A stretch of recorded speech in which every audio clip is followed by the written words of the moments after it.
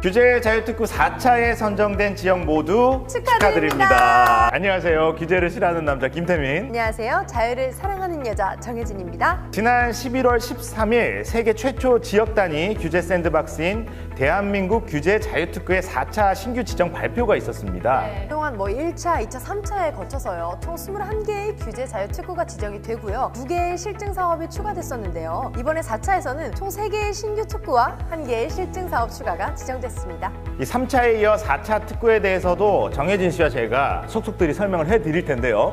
먼저 규제 자유특구란 특정 지역의 어떤 신산업에 대해 지정해서 여기서 일정 기간 동안 이 사업을 연구개발하며 집중 육성하도록 관련된 규제들을 풀어주는 것이다.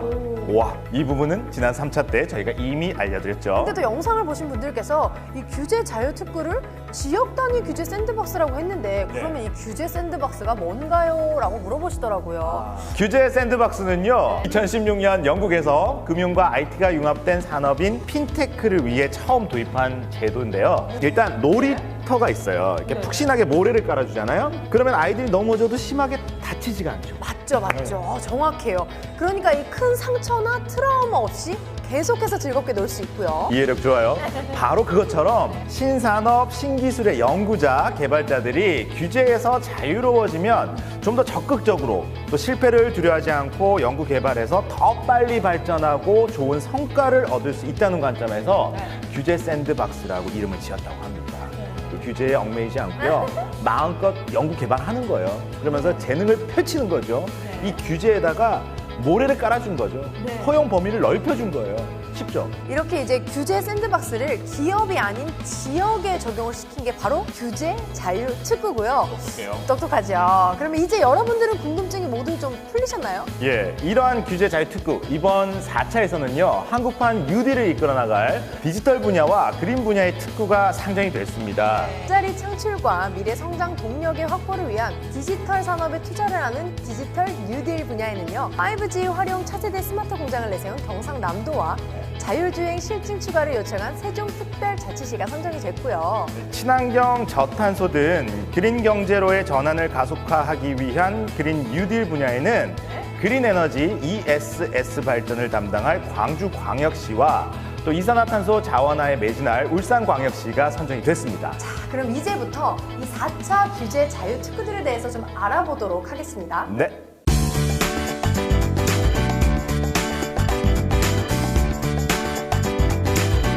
정확한 정보를 전달해 주실 분들을 모셨습니다. 중소벤처기업부 김기현 사무관님, 장복선 사무관님 모셨습니다. 안녕하세요.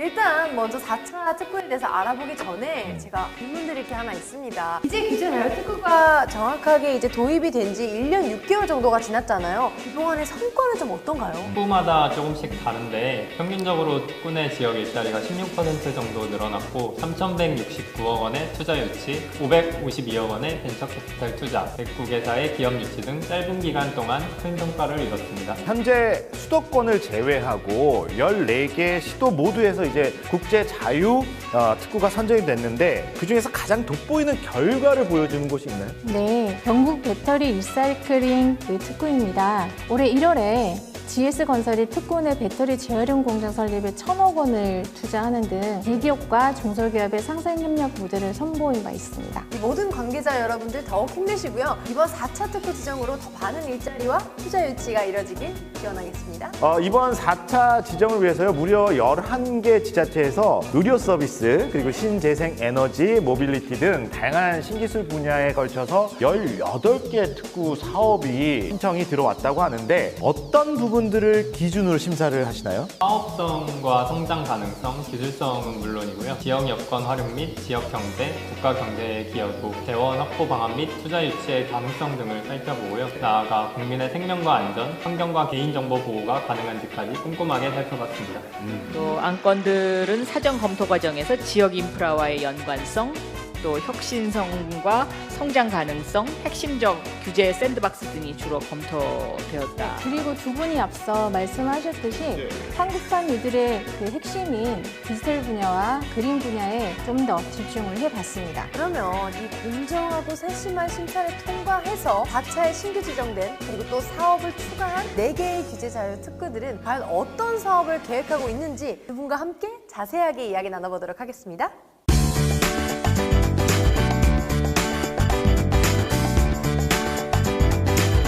네, 제일 먼저 그린에너지 ESS 발전 사업을 추진할 광주광역시로 가보겠습니다. 광주는 이미 사실 2차 규제 자유특구로 선정이 돼서 무인 저속 특장차를 연구 개발하고 있는데요. 이번에는 이 한국판 그린 뉴딜의 핵심인 저탄소 분산형 에너지 확산과 부합하는 사업에 또 도전을 하게 됐다고요. 그 에너지 자립 도시를 지금 꿈꾸잖아요. 광주가 새롭게 도전하는 그린 에너지 저장 장치 발전 특구 기대가 되는데 정확히 어떤 건지부터 설명을 드려볼게요. 그린에너지 저장장치 발전 사업은 개별 태양광에서 생산한 전력을 모아 대용량 에너지 저장 장치에 저장하고 해당 사업자가 전력 수요자인 전기차, 충전 사업자 등과 직접 전력 거래하도록 실증할 예정인데요. 더 나아가 전기 수요량에 맞춰서 저장 장치의 출력을 조절하는 대전망을 안정화하는 기술까지 실증하고자 합니다. 이 태양광 에너지 저장 장치 발전 시스템 구축과 전력 직거래라고 하셨나요? 이 정부가 관심 갖고 있는 친환경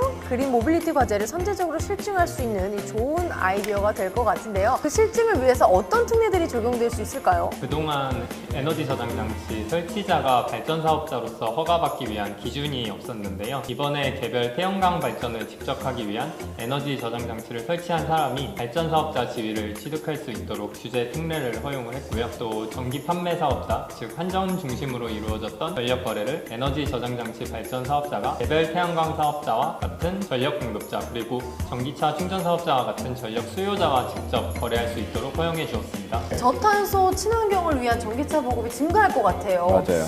아마도 이게 지금부터 차근차근 준비를 해나가다 보면 제가 전기차를 살 때쯤에는 한전에 전기를 구매하는 게 아니라 주유소처럼 개별로 이렇게 전기를 가지고 계셔서 거기서 좀 전기를 가져오는 그런 세상이 돼 있을 것 같다는 생각이 드는데요. 통 크게 규제 특례를 허가받은 만큼 에너지 신산업 활성화에 크게 이바지해줬으면 하는 그런 바람이 있습니다. 1차원적으로는 재생에너지 확대 기반 구축을 통해서 온실가스 저감 효과를 얻을 수 있을 거고요. 무엇보다도 지역 내 전력 수요에 맞춰서 공급을 조절할 수 있게 되는 지역 내 자급자족형 전력 생태계를 조성할 것으로 기대가 됩니다. 그리고 본 사업을 통해서 다수의 태양광 분산 전원을 활성화함으로써 기존의 석탄을 활용한 탄소 중심의 전력 생산 체계를 지역 내 재생에너지 중심으로 전환을 하고요. 2050 탄소 중립 목표에 한 걸음 다가설 수 있을 것으로 그렇게 보고 있습니다. 이 특구 기간 내에만 해도 매출이 187억 원, 신규 고용이 94명, 기업 유치 및 창업이 26개사를 예상을 하고요. 이게 2030년까지 내다본다면 무려 1,425억 원의 매출과 신규 고용 713명, 그리고 무려 60개사의 기업 유치 및 창업이 기대된다고 하는데 어마어마하네요. 광주의 그린 에너지 저장 장치 발전 사업, 새로운 한국형 전략 사업으로 시스템으로 또 자리매김을 할 뿐만 아니라 해외로 좀 쭉쭉 나가서요. 수출 실적까지 좀 쭉쭉 올려줬으면 좋겠습니다.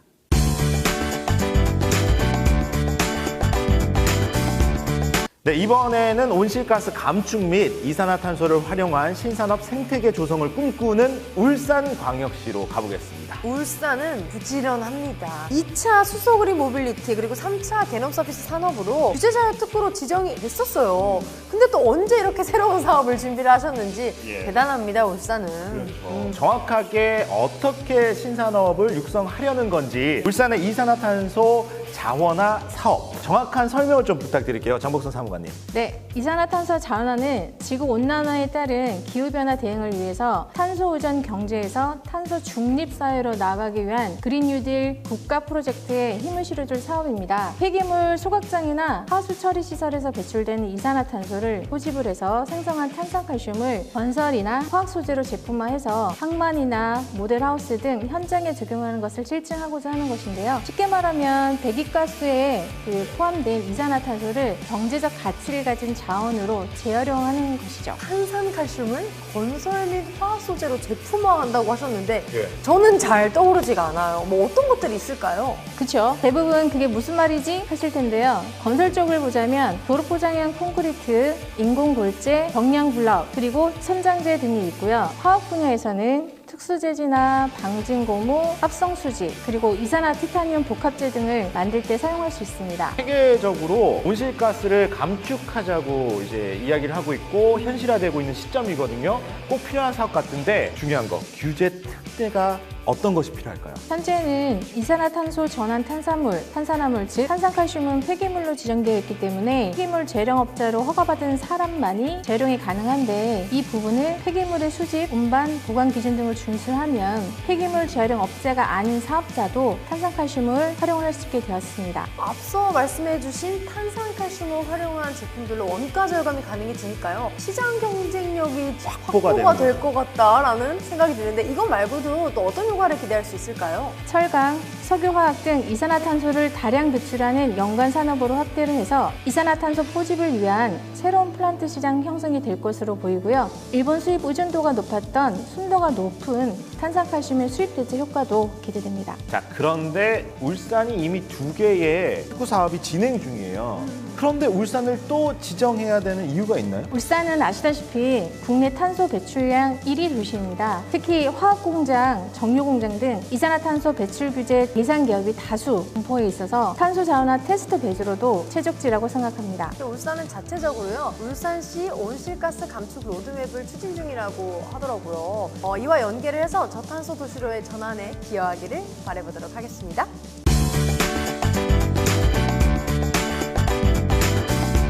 중소 제조 현장의 디지털화로 한국판 뉴딜의 핵심 축인 디지털 뉴딜 분야를 선도할 경상남도로 가보겠습니다. 네, 경남은 무인 선박 사업으로 2차 규제 자유특구에 지정이 됐었는데요. 그러고 보니까 이 디지털 혁신 분야 쪽으로 늘 앞서 나간다라는 생각이 드는데요. 네, 이번에는 5G를 활용한 차세대 스마트 공장 사업으로 선정이 됐는데 다른 특구들은요 지자체가 기획하는 바텀업 방식인데 이 사업은요 중앙정부가 전략 분야에 제안을 하고 지자체가 이를 구체화해서 신청을 하는 탑다운 방식으로 기획이 됐다고 해요. 어떤 사업인가 더 궁금해지는데 김기현 사무관님 설명해 주시죠. 경남에서 진행될 5G 활용한 차세대 스마트 공장 사업은 중기부의 스마트 공장 보급 및 고도화 정책과 과기부의 5G 공급 확대 및 고도화 정책을 연계한 탑다운 방식으로 기획이 됐습니다.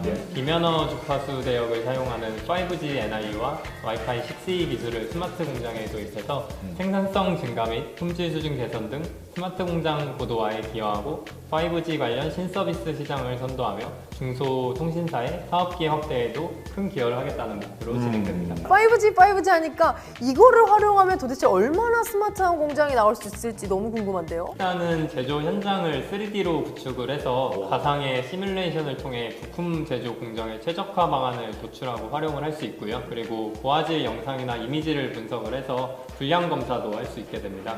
주요 설비의 피로 누적 등에 의한 고장이나 파손 등을 사전에 예측할 수도 있게 됩니다. 그리고 자율이동 로봇을 도입하고 포장 시스템 고도화 등 유연 생산 시스템도 도입을 하려고 합니다. 사람이 할 일을 기계가 다 하면서 이제 3D로 이제 공장을 한 번에 다 볼 수 있는 거예요. 대단한 거죠. 규제 특례는 있나요? 현재는 출력 제한으로 인해서 과도한 초기 통신 구축 비용이 소요가 되고 있습니다. 그래서 실내 전파 출력 기준이랑 안테나 절대 이득을 포함한 실내 전력 밀도 기준을 4배 향상시키기로 했는데요. 그 덕에 데이터 도달 거리가 증가가 돼서 같은 면적에 필요한 송수신 단말기 개수가 절반으로 줄어들 예정입니다.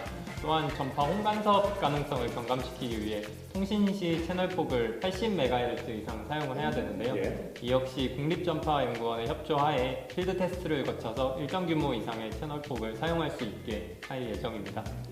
경남이 또 다른 지역에 비해서 스마트 공장이 많은 편이라서 조금 더 빨리 성장할 수 있을 것 같다라는 기대도 돼요. 예, 맞습니다. 경남은 수도권을 제외하고는 가장 많은 스마트 공장을 구축한 곳이고요.